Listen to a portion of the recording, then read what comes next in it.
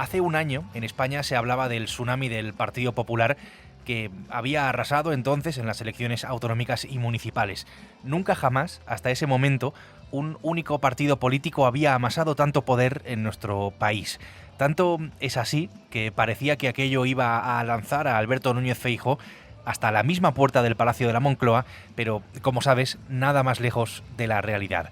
Hoy vamos a hablar de ese tsunami que no completó el cambio político en España, pero sí que cambió el mapa del poder territorial. Soy Javier Atard, es martes, es 28 de mayo.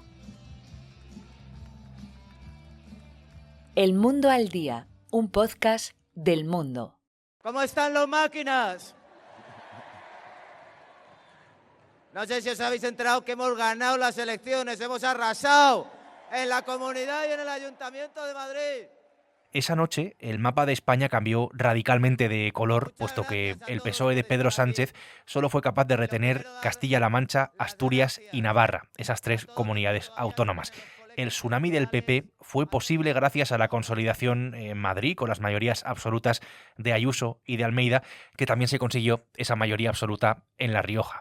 El partido también recuperó el poder en la Comunidad Valenciana, en Aragón, en Baleares, en Extremadura y en Cantabria, que se unieron esas comunidades a Galicia, Castilla y León, Andalucía y la región de Murcia. Y no olvidemos, también bastante importante, las grandes ciudades, Valencia, Sevilla, Zaragoza, Palma, una victoria, digamos, demoledora que parecía poner a Pedro Sánchez contra las cuerdas. Juanma Lamet es el periodista del Mundo responsable, encargado de la información del Partido Popular. Hola Juanma, ¿qué tal? ¿Qué tal? ¿Cómo estás, Javier? Juanma, ¿qué supuso para el PP ese vuelco político? Primero y principal, un caudal político enorme. El mapa de poder territorial se cambiaba por completo y el Partido Popular, dándole a los anteriores candidatos del Partido Socialista una patada que iba dirigida más bien a Pedro Sánchez, lograba hacerse con autonomías en las que poco tiempo antes no veía, pero posibilidades algunas. Y pongo, por ejemplo, Aragón o Extremadura, se vio muy rápidamente consolidado el cambio y en suma con Vox en algunos sitios, y el Partido Popular veía que le daba la vuelta como un calcetín al mapa de poder, el mayor número de alcaldes de un partido en España, más de 3.300, y 11 baronías, nada menos que 11 presidencias autonómicas del gobierno, 2 en las ciudades autónomas de Melilla y Ceuta y una vicepresidencia en Canarias. Ese caudal político no lo ha tenido nunca ningún partido. Lo que creo que pasó después es que no supo aprovecharlo y que intentará hacerlo en el futuro, claro. En el que he comunicado al jefe del Estado la decisión de convocar un Consejo de Ministros esta misma tarde para disolver las Cortes y proceder a la convocatoria de las elecciones generales en uso de la prerrogativa que la Constitución atribuye al presidente. Si hacemos un poco de memoria, lo que ocurrió la mañana después de aquella victoria del Partido Popular es que el presidente del gobierno, en otro de sus giros, convocó elecciones para 2 meses después, anticipó las elecciones generales. Entre medias, se tuvo que formar gobierno en algunas de esas comunidades y se constituyeron los ayuntamientos. Vox era indispensable, recordémoslo también, en algunos casos, de esas autonomías y de esos ayuntamientos. En aquellos primeros días del verano del año pasado, todo el mundo pues coincidía en que estábamos ante un cambio inequívoco de ciclo político. En parte lo fue, porque el Partido Popular ganó esas elecciones que convocó Pedro Sánchez, pero no le dieron los números para gobernar, ¿no? Para llegar a Moncloa, como decía al principio. Juanma, ¿por qué no le sirvió todo este caudal político al PP para llegar a Moncloa? Esta pregunta me parece bastante interesante. Porque esos mismos resultados suponían una encrucijada para el Partido Popular. Pactar o no con Vox. Capitalizar todo ese voto de cambio frente a un Pedro Sánchez que en ese momento, recordemos que estaba bastante golpeado por las urnas, y el Partido Popular, a través de Alberto Núñez Feijóo, les había dado libertad a los varones para hacer los pactos que quisieran. Y eso a medio plazo luego se vio que fue letal para los intereses de Feijóo. El PP se anudó a sí mismo a Vox y se perjudicó en la estrategia hacia las generales, mientras que Pedro Sánchez usó muy bien esos pactos con Vox para movilizar a los suyos y hacer una estrategia de alerta contra la llegada de la extrema derecha. A mí me gusta mucho una frase del exfutbolista Enzo Francescoli que dice: tú juegas bien cuando puedes y cuando te dejan. El PP pudo pero no se dejó a sí mismo y Pedro Sánchez lo utilizó muy bien y solo 2 meses después vimos que lo que era un auténtico tsunami, acuérdate que se hablaba del tsunami azul en el mapa territorial del 28 de mayo, el 23 de julio no llegó, murió en la orilla y Feijóo se quedó a 4 escaños de sumar la mayoría. El resultado de las elecciones generales supuso un shock para el Partido Popular del que tardó meses en salir, le costó bastante digerir, ¿no?, ese resultado. Ese resultado ha terminado con una legislatura muy compleja para Pedro Sánchez, con el necesario apoyo de los partidos políticos independentistas, con la amnistía y con todas esas circunstancias que están ahora mismo marcando nuestra política. Pero la política local y autonómica ha seguido desde entonces, en ese mapa de España teñido ya de azul. Un año después, Juanma, ¿qué balance se puede hacer de estos gobiernos del Partido Popular, digamos, de este mapa teñido de azul?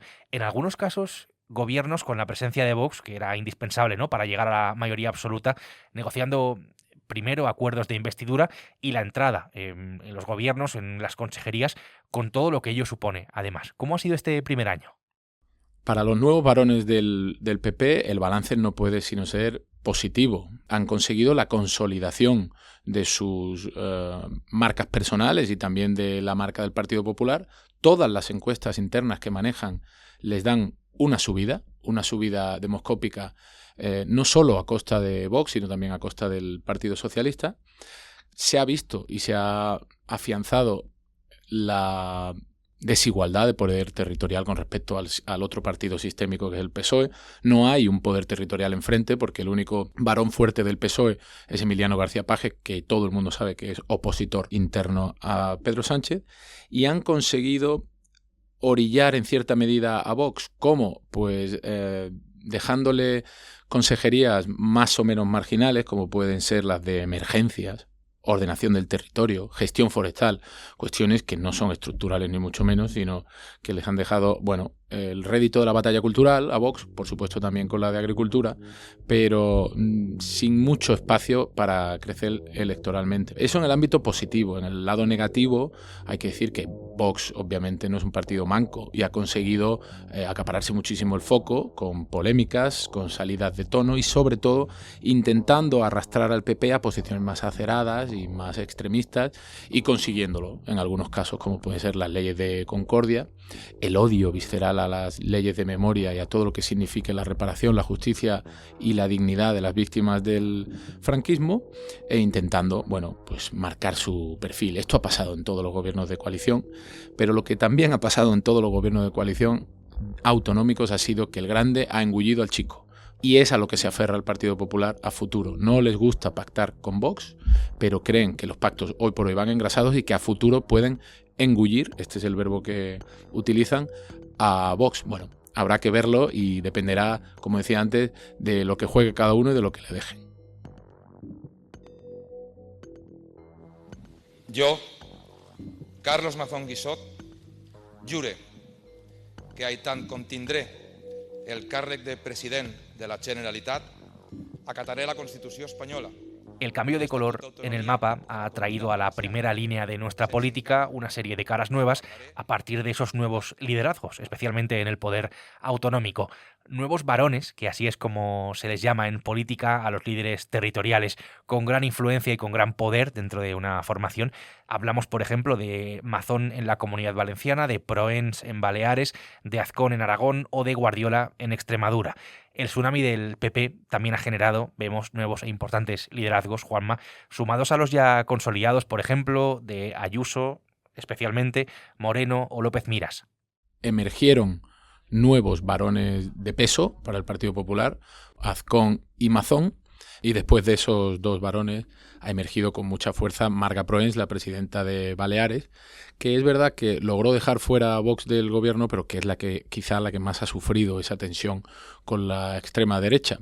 De todas maneras, Marga Proens tiene una ascendencia muy importante en la dirección nacional del Partido Popular, que eso yo creo que pesa a la hora de medir el caudal político de cada uno de los varones, y ella está llamada a ser una de las voces importantes del futuro del PP. Pero también parecía en ese momento que María Guardiola iba a ser una especie de Ayuso bis, una fuerza de la naturaleza política que se desinfló. Se desinfló después por un choque con la dirección nacional y porque comprometió su palabra en no pactar con Vox y acabó pactando. Eso por un lado con los liderazgos menos importantes, aunque no dejen de serlo, en La Rioja con Gonzalo Capellán, en Cantabria con María José Sáenz de Buruaga, en las ciudades autonómicas, etc. Por otro lado, muy, muy relevante la consolidación de Isabel Díaz Ayuso como la segunda baronesa más importante para Feijóo, después de Juanma Moreno, y la consolidación de Fernando López Miras en Murcia, un territorio de muchísima dureza ideológica o bastante más acerado que otros, ¿no? En el que consiguió dejar a Vox bastante seco y quedarse a 2 diputados nada más de la mayoría absoluta. Hoy por hoy en Murcia no hay otro liderazgo político. Tú le preguntas por la calle a la gente y nadie sabe otro líder político de Murcia que Fernando López Miras. Yo creo que eso se consolidó también. Y más tarde, un poco más tarde, emergió el que yo creo que es el varón más importante de los últimos tiempos, que es Alfonso Rueda, jugando una especie de papel de Pepito Grillo desde el noroeste, como antes hacía Alberto Núñez Feijóo, eso en primer lugar, y segundo, porque es el que más votos tiene de todos. Pero el 28 de mayo sí que creo que quedó muy fuertemente marcada la tendencia al poder del Partido Popular en los términos territoriales, que luego no pudo consolidar a nivel nacional, simplemente por una serie de territorios del Ebro para arriba, Cataluña, Navarra y País Vasco, que ahí el sanchismo se hizo tan fuerte que dilapidó todo el crédito que había obtenido el Partido Popular del Ebro para abajo. Y es importante tener esto en cuenta. Sin tener más peso en esos territorios, va a ser muy difícil, muy complicado que el Partido Popular vuelva a gobernar en España, que vuelva a Moncloa cuando volvamos a ir a elecciones. Una de las grandes lecciones del día después de ese tsunami, del que ahora justamente se cumple un año, no fue suficiente para Feijóo. Juanma, gracias. Muchas gracias a ti. El Mundo al Día es un podcast que puedes escuchar en elmundo.es, en nuestra web y en las principales plataformas de audio en las que tienes la opción de suscribirte. Juanma Lamet ha hecho posible hoy este episodio. Mañana será miércoles. Aquí estaremos con una nueva historia. Hasta entonces, gracias por estar al otro lado y saludos de Javier Atard.